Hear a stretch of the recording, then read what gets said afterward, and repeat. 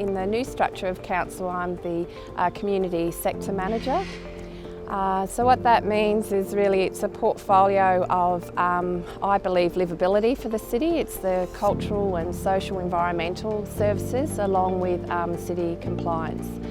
I love that I get to lead a very talented team, and every day they amaze me with the ideas that they come forward with and what we can actually put in place for our community.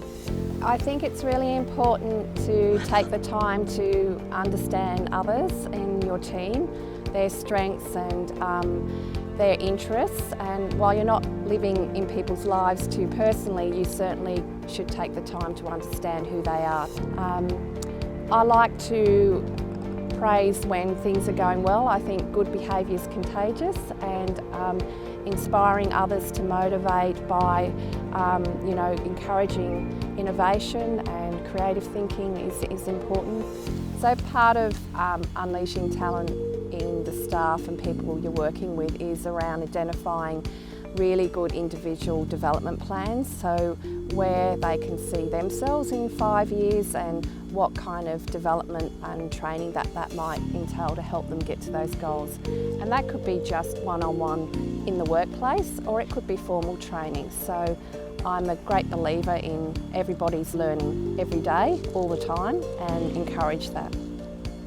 For me, it's always about growing our community. I get very inspired when I see our projects come to fruition. So often we can spend years in the planning, for example, the wetlands project that's just been completed. And so when the actual projects come to fruition, it's contributing one piece at a time to the whole livability of the city.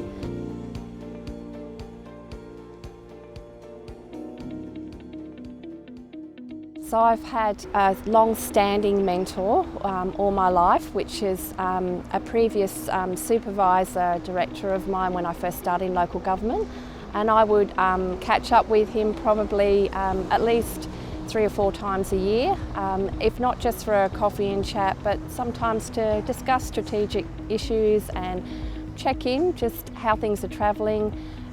He's been really patient and enabling in my life, and I value his wisdom and his experience over time. I think the word work balance is interesting, isn't it?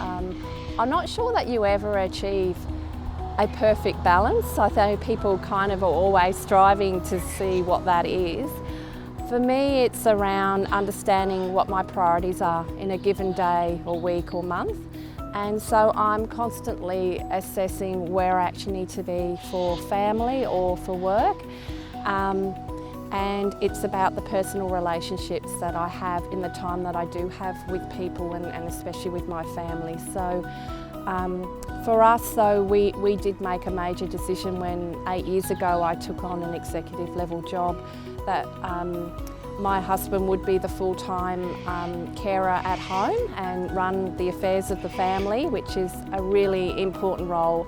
I feel that that role is often undervalued, and the working role is often got a focus on it. So for us, both roles are as equally valuable, and for me to be able to come to work and do the hours and commitments that I do with this role, knowing he's at home has made a difference. Yeah, family is everything to me. I have 3 children, 2 adult children. I've got Jared, who's 24, with his lovely partner Gabrielle. I've got Amelia, who is 21, and she's here with her fiance in Wagga. And they've given me the most wonderful present ever, which is my gorgeous little Isabella, my granddaughter. And I have a 12-year-old son, Connor, who is full of life and about to hit teenage years. Yeah, my childhood, it was really diverse, and I was born in England, and my parents made a big decision when I was about 7 to pick up the family, so that was me and my sister, to move to Papua New Guinea. So I went to school in Papua New Guinea for a period of time before we immigrated to Australia, and then came to live in a regional area, which I think actually gave me the passion about staying and living and working in a regional area and going to university in a regional area. So actually living in another country and being the minority in the population has allowed me to appreciate and understand Indigenous communities and what it means to be able to be part of a wider group in the community when there are different languages and different cultures and customs. And I think that I have valued that in everything that I've done, whether I worked in health or local government, is making sure as best as I can that I'm inclusive in my work and that I am understanding of people's own backgrounds and take time to really understand where other people are coming from before I give my opinion or view.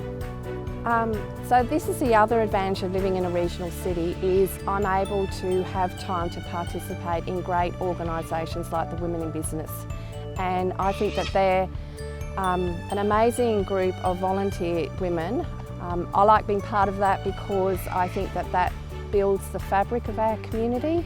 It actually strengthens the fabric of our community, and at the end of the day it is about relationships. I think that having strong relationships across business, across community, gives a strong community.